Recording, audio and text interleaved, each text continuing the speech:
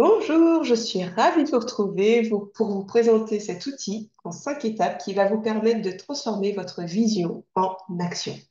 Et tout d'abord, pour ceux qui ne me connaissent pas, qui je suis? Je suis Elisabeth, je suis ingénieure et coach professionnel et j'adore la montagne. Ça a son importance, vous allez voir dans dans la suite.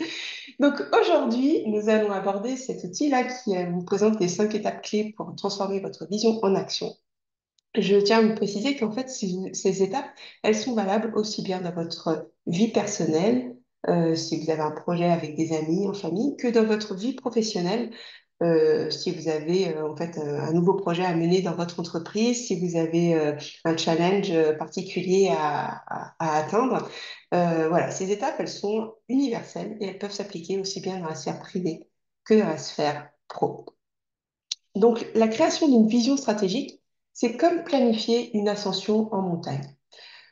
Vous avez une destination en tête, vous avez un sommet que vous voulez atteindre, mais ça, c'est que le début. La vision, elle est vitale pour savoir où vous voulez aller, mais sans action, elle va rester un rêve lointain et vous n'allez pas l'atteindre. Et donc, comme en montagne, si vous ne faites pas un pas après l'autre, le sommet va rester hors de votre portée. Alors, comment transformer votre vision ambitieuse en réalisation concrète, en réalité concrète? Eh ben, c'est l'objet de ce petit outil en 5 étapes. Bon, vous êtes prêts? Eh ben, passons à la première étape. La première étape, c'est de se fixer et définir des objectifs clairs et mesurables. Peut-être que certains verront mon passé d'ingénieur ressurgir dans cette étape-là. Mais en fait, clairement, tout comme chaque étape de l'ascension d'une montagne doit être planifiée avec précision, par exemple en montagne, on sait qu'à un moment donné, on va avoir tel col à passer, on sait qu'à un moment donné, il va y avoir peut-être une pente raide qu'il va falloir passer, qu'il va falloir peut-être faire un contour, que voilà, on définit en fait les étapes. Et quelque part, en fait, en planifiant, ben, en fait, on fixe des objectifs au fur et à mesure. Et ces objectifs, ils doivent être SMART, c'est-à-dire qu'ils doivent être mesurables. On doit savoir, bah, est-ce que je l'ai atteint, je ne l'ai pas atteint. Ils doivent être atteignables. Si j'ai pas marché depuis 2 ans, peut-être que mon objectif d'atteindre l'Everest dans 2 semaines, c'est quand même peut-être pas super atteignable. Euh, Ceci dit, par contre, si vous êtes entraîné et tout ça, c'est un objectif qui peut être atteignable. Donc en fait, c'est vraiment atteignable au sens pour vous à l'instant T. Après, il y a peut-être des choses à mettre en place pour pouvoir le rendre atteignable. Donc, atteignable, il faut aussi qu'il soit réaliste. L'objectif, pareil, si vous avez envie de courir un semi-marathon et que vous n'avez pas couru depuis 10 ans, peut-être que de le faire le dimanche prochain, c'est peut-être pas une super bonne idée. Et ensuite, ils doivent être temporels, le T de SMART, c'est-à-dire que ça doit être fixé dans le temps. En fait, j'ai envie de faire, je ne sais pas, un semi-marathon d'ici l'année prochaine. Voilà, c'est borné dans le temps. Et donc, du coup, ces objectifs SMART, ils vont vous donner un cadre, en fait, à votre vision. Et donc ensuite, toute la stratégie va être d'utiliser des outils de gestion de projet pour suivre et aligner ces objectifs à tous les niveaux de votre équipe. Donc, premier objectif, première étape, définir des objectifs clairs et mesurables. Deuxième étape, euh, en fait, quand vous êtes en montagne, vous avez un guide qui va vous permettre d'atteindre votre sommet. Et en fait, ce guide, il va vous motiver en fait tout au long du parcours parce que des fois effectivement il y a des moments où c'est difficile et puis il y a des moments bah, voilà, où c'est pas exactement comme on l'avait prévu. Et ben en fait le guide ça va être celui qui va vous motiver en fait tout au long du parcours. Et ben vous aussi quand vous avez un projet que vous voulez réaliser, vous devez inspirer votre équipe. Alors votre équipe au sens large, hein, si c'est un challenge avec vos amis, ben, c'est vos amis. Si c'est un challenge avec votre famille, et ben, c'est votre équipe, c'est votre famille. Et puis si c'est un challenge professionnel, et ben, c'est votre équipe, c'est vos collaborateurs, c'est vos collègues. Voilà, c'est vraiment au sens équipe au sens large. Et en fait, c'est vraiment important d'inspirer votre équipe en communiquant clairement votre vision et l'importance de cet objectif et de chaque objectif intermédiaire.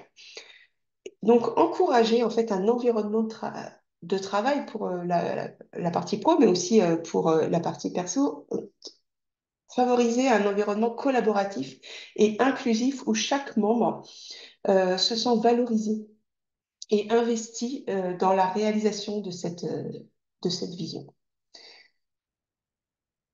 Passons maintenant à la troisième étape, s'adapter et innover. Donc en fait, des fois, les plans ne se passent pas toujours comme prévu. On a beau avoir prévu de prendre le chemin A pour aller au sommet, et ben des fois, on est obligé de faire un détour, parce que, il y a eu une tempête, par exemple, sur le chemin. Et donc, du coup, bah, on va se mettre un petit peu à l'abri le temps que la tempête passe. Ou au contraire, il y a une super belle éclaircie, on se dit, oh, bah là, on va en profiter pour aller plus vite, en fait, et prendre un raccourci. Donc, en fait, comme en montagne, où tout peut changer soudainement, dans un sens comme dans l'autre, soyez flexible pour vous adapter aux conditions extérieures et aux conditions changeantes en fait. C'est pas grave en fait si le plan se passe pas comme prévu, si on passe pas exactement sur le chemin qu'on avait prévu. En fait, ce qui compte, c'est vraiment de pouvoir s'adapter et de pouvoir innover, et c'est là en fait ce qui est intéressant, c'est de développer des idées nouvelles et créatives pour pour justement surmonter ces obstacles et malgré tout atteindre les objectifs qu'on s'est fixés. Donc oui, soyez adaptable et n'hésitez pas à innover pour pouvoir atteindre votre vision.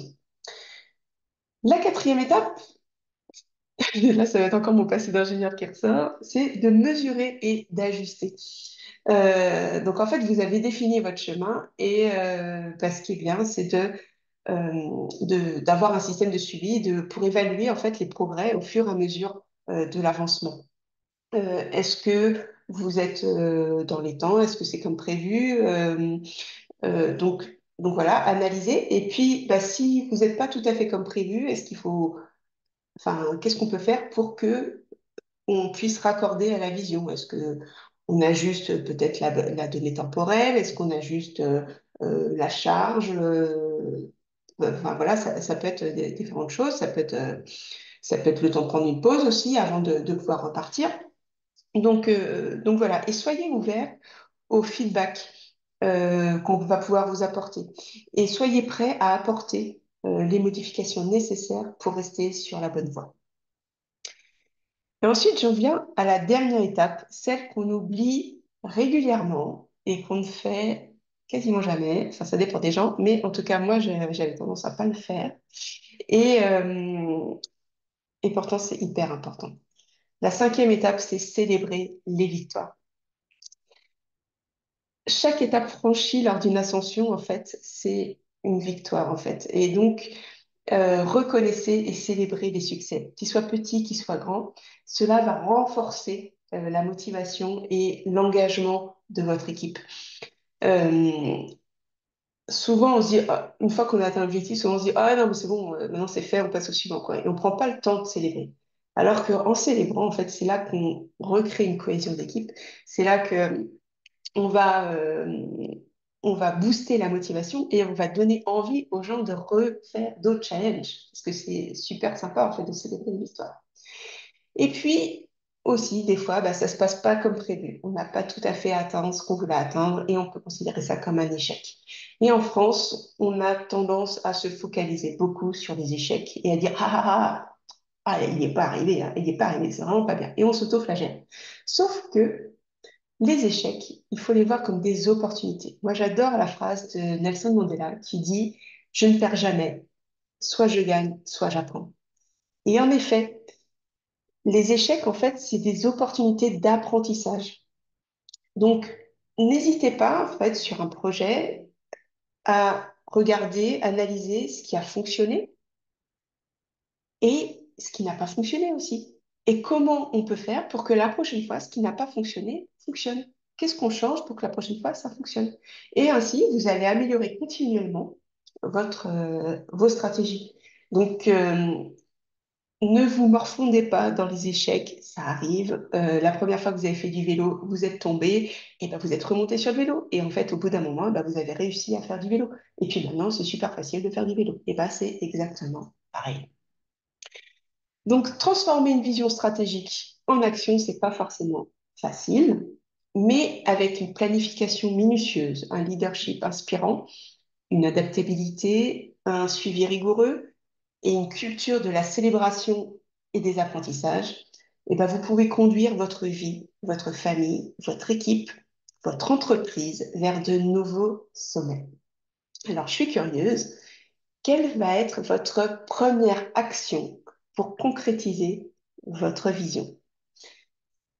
C'est votre devoir, si vous le voulez, c'est votre mission, si vous l'acceptez. Et c'est parti. Allons à la rencontre de vos visions et réalisez-les. Je vous souhaite une belle fin de journée et puis je vous dis à une prochaine.